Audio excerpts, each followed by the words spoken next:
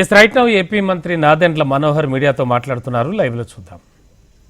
ఈ విధంగా ప్రజలకు సంబంధించిన ఆస్తిని పూర్తి స్థాయిలో ఒక కాన్స్పిరసీ వీళ్ళు తయారు చేసుకుని దుర్వినియోగం చేసి రాష్ట్రానికి నష్టం కలిగిస్తుంటే ఇదేమన్నా ఒక వ్యక్తిపై ఏదైనా మేము కక్ష కట్టామా? ఒక కుటుంబానికే మేము పరిమితం అయ్యామా?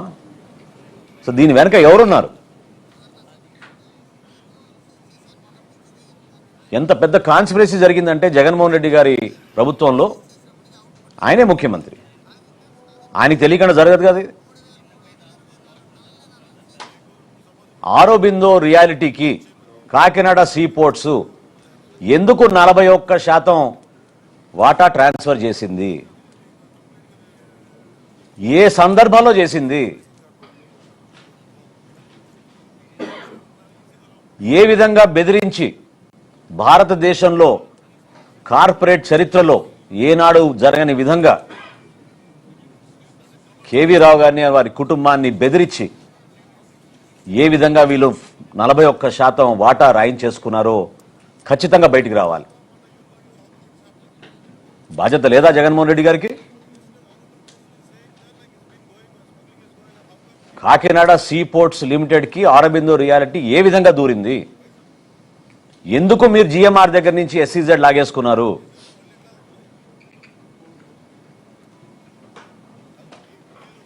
దీనికోసమే మీరు ఆ పోర్టుని పూర్తిగా మీ చేతుల్లోకి లాక్కోవడానికి, ఈ విధంగా దందా చేయడానికి,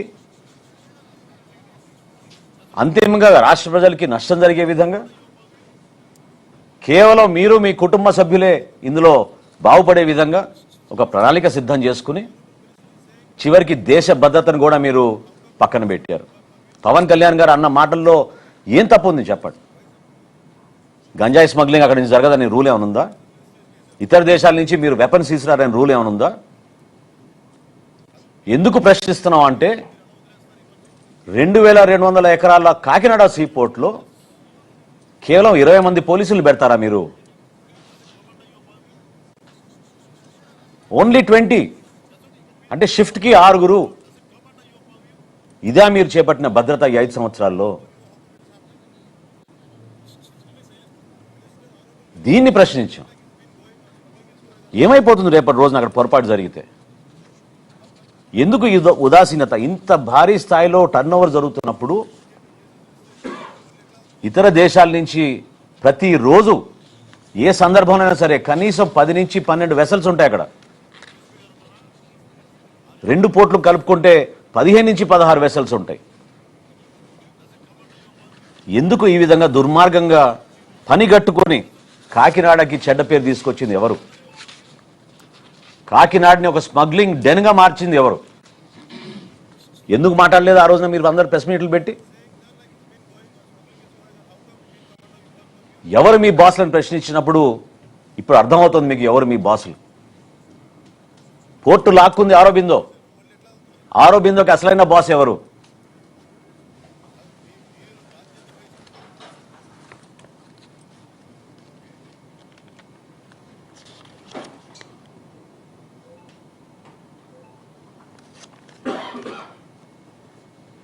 గతంలో కూడా బియ్యం ఎగుమతులు జరిగినాయి, కానీ ఈ స్థాయిలో ఎప్పుడు జరగలేదు.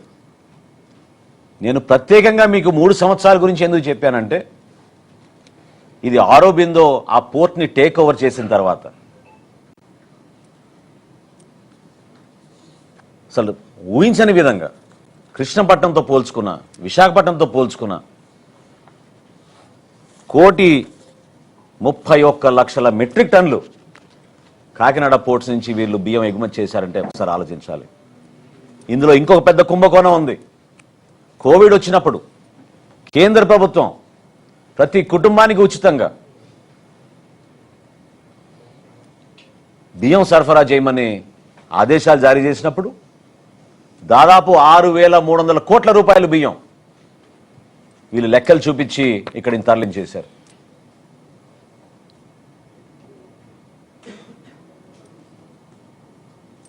2020, 2021, 2022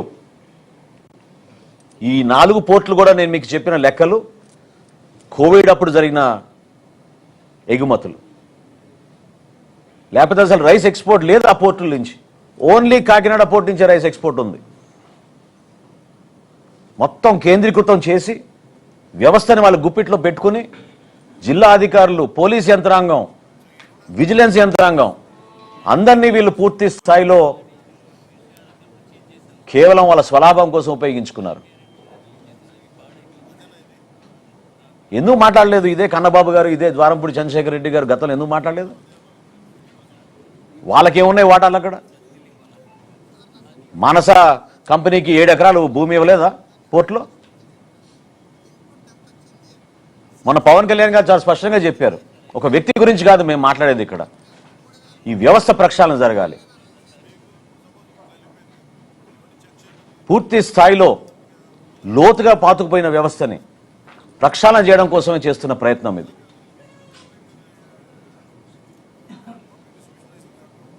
మీడియా మిత్రులకు అందరూ తెలుసు, పుంఖాలుగా మీరు రాస్తా ఉన్నారు. గతంలో ఎప్పుడైనా ఈ విధంగా బియ్యం సేకరణ జరిగేదా? ఒక వ్యవస్థను ఏర్పాటు చేశారు. 1000 కేసుల పైన నేను మంత్రి అయిన తర్వాత ఈ రోజున రాష్ట్ర వ్యాప్తంగా బుక్ చేశాం.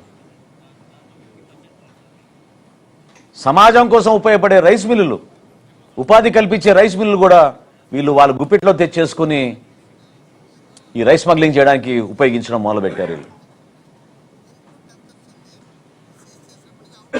ప్రధానమైన ఆలోచన ప్రతి ఒక్కరిలో రావాల్సింది ఏంటంటే, ఈ రోజున కాకినాడ సీ పోర్ట్ని జగన్మోహన్ రెడ్డి గారు తన చేతుల్లో లాక్కోవడానికి ఇంత దౌర్జన్యం ఎందుకు చేశారు? ఎందుకు కేవీ రావు గారి కుటుంబాన్ని ఈ విధంగా హింసించి ఇబ్బంది పెట్టి భారతదేశంలో కార్పొరేట్ చరిత్రలో ఎప్పుడు లేని విధంగా బలవంతంగా 41% వాటా బిగ్గెస్ట్ షేర్ హోల్డర్గా మార్చారు ఆరోబిదో రియాలిటీని ఈ రోజున.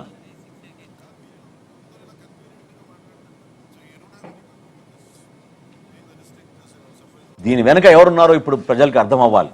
ఖచ్చితంగా సమగ్రమైన విచారణ జరుగుతోంది. గౌరవ ముఖ్యమంత్రి గారు కూడా చాలా స్పష్టంగా ఆదేశించారు, ఈ స్మగ్లింగ్ మాఫియాని, రైస్ స్మగ్లింగ్ మాఫియాని ఎట్టి పరిస్థితుల్లో కూడా మనం ఈ రాష్ట్రం నుంచి తొలగించాలి. కష్టమైన పని, కానీ నిజాయితీగా నిలబడుతున్నాం, పోరాటం చేస్తున్నాం. ఒక ఉప ముఖ్యమంత్రిగా అంత దూరం ప్రయాణం చేసి వాస్తవాలు తెలుసుకోవడానికి ఆయన చేసిన ప్రయత్నాన్ని మనస్ఫూర్తిగా నేను అభినందిస్తున్నాను. ప్రజలు కూడా అర్థం చేసుకోవాలి, రిస్క్తో కూడిన అంశం. ఒక బోట్ ఎక్కి ఏదైతే వెసల్ మొన్న సీజ్ చేశారో అక్కడ 640 మెట్రిక్ టన్నుల పీడిఎస్ రైస్గా నిర్ధారించామని చెప్పి కలెక్టర్ గారు చెప్పారు. పర్సనల్గా వెళ్ళి చెక్ చేద్దామని చెప్పి మేము చేసిన ప్రయత్నం ఆ రోజు కుదరలేదు. ఒక చిన్న బోట్ ఎక్కి సముద్రంలోకి వెళ్లాల్సిన అవసరం ఏమొచ్చిందని నేను అడుగుతున్నాను. ప్రజల కోసం, సమాజానికి మేమిచ్చిన ఒక నమ్మకం, ఒక పార్టీ అధ్యక్షుడిగా, రాష్ట్రానికి ఉప ముఖ్యమంత్రిగా పవన్ కళ్యాణ్ గారు తీసుకున్న నిర్ణయం అంతిమంగా ఏదైతే గతంలో మేము ప్రతిపక్షంలో ఉన్నప్పుడు మాట్లాడి ప్రజలకి మేలు చేస్తామని చెప్పామో ఆ అంశాలపైన పోరాటం కోసం ఎప్పుడూ ఈ విధంగా నిలబడతాం. ఇందులో ఎవరికి ఎటువంటి అనుమానాలు రావసరం లేదు. ప్రభుత్వంలో ఖచ్చితంగా అక్కడ ఉన్న వ్యవస్థని మార్చడానికి కోసం కొన్ని నిర్ణయాలు తీసుకుంటాం. ప్రక్షాళన జరగాలి, జరుగుతుంది కూడా. అదేవిధంగా అంతిమంగా ఇంత అద్భుతమైన పథకం సామాన్యులకి, ప్రజలకి అందించాల్సిన ఈ బియ్యం ఈ విధంగా దళారుల చేతిలోకి వెళ్ళిపోయి ఇంత నష్టం కలిగించినప్పుడు అరికట్టాల్సిన బాధ్యత కూడా మా పైన ఉంటుంది.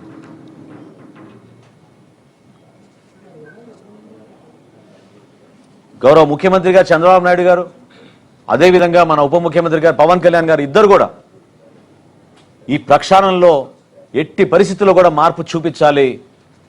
అంతిమంగా ఎవరైతే దీని వెనక ఉన్నారో, ప్రత్యేకంగా ఈ కాకినాడ పోర్టుని వాళ్ళ కబంధ హస్తాల్లోకి లాక్కోవడానికి చేసిన ప్రయత్నం జగన్మోహన్ రెడ్డి గారు సమాధానం చెప్పాలి.